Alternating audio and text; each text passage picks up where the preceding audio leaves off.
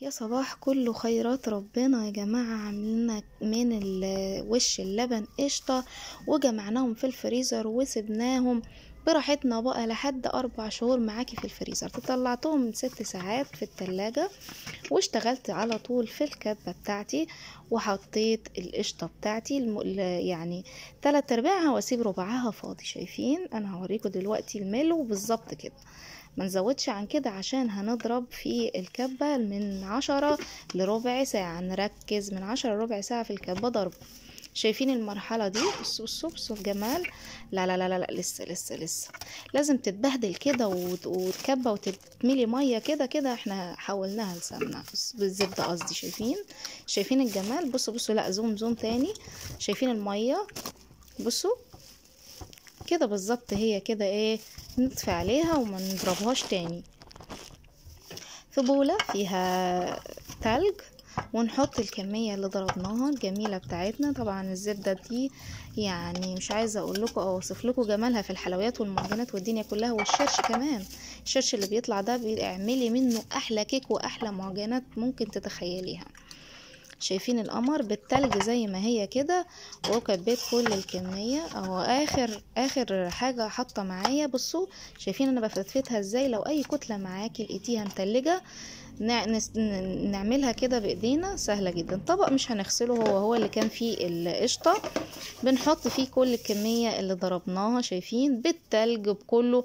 لكم ان تتخيلوا طبعا ساقعة ازاي على ايدي، مش مشكلة، احنا لازم نخليها بدرجة الحرارة الساقعة دي المنخفضة دي في ايدينا علشان تتكون معانا الزبدة حلوة وما تسحش وما تتبهدلش. لازم تكون ساقعة ومتلجة وفيها كمية تلج زي ما انتم شايفين. بصفيها من التلج واكور افضل اكور اهو زي ما انتم شايفين.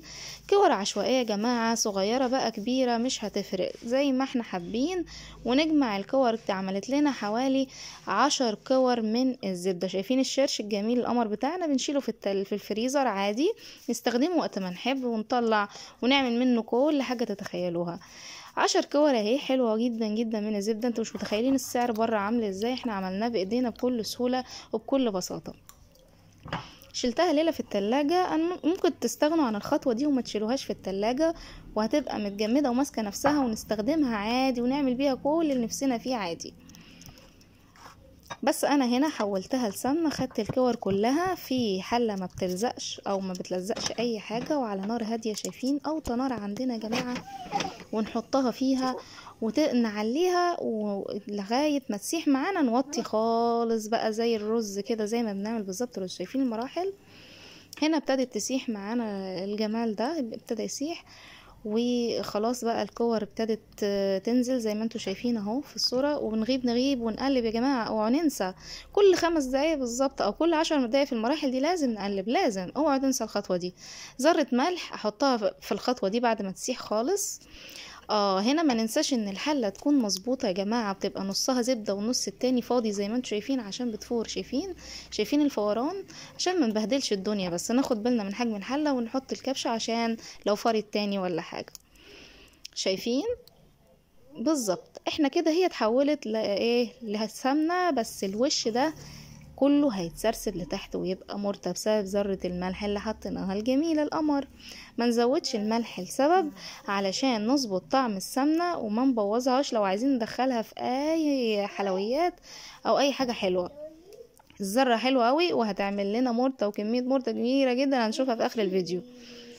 بعد كده الترسيبات اللي فوق دي كلها هتتشال خالص وهتنزل لتحت وهتتحول لمرتة جميلة. انا بوريكم المراحل بس كده. ابتدت جهزت وبقيت معانا اجمل سمنة واجمل مرتة من تحت الحلة. هنسيبها تهدى شوية ونبتدي نحطهم اهو في البرطمانات ونصفيها كويس من المرتة. لو نزلت ترسيبات بسيطة من المرتة مفيش مشكلة، بتحلي الطعم جدا عادي. بس احنا بنحب المرتة وبنموت فيها بصراحة. جميلة طعم ولذاذة وفيها كمان ملحة، يعني مش هتحطي لها اي اضافات ملح. السنة الصغيرة دي متخيلين ملحت المرتة وخلتها جميلة جدا وصالحة للاكل، وتاكليها تضربي عليها بيض مسلوق. مش عايزة اقول لكم اوصف لكم الجمال. اهو بصوا انا بصفيها اهو ومفيش داعي للتصفية، عادي ممكن مصفيهاش اخليها بيها سمنة كسمنة يعني. وعملت لنا منها رطلين سمنة جمال جدا. عاوزة رأيكم يا جماعة، شجعوني وانزل لكم وصفات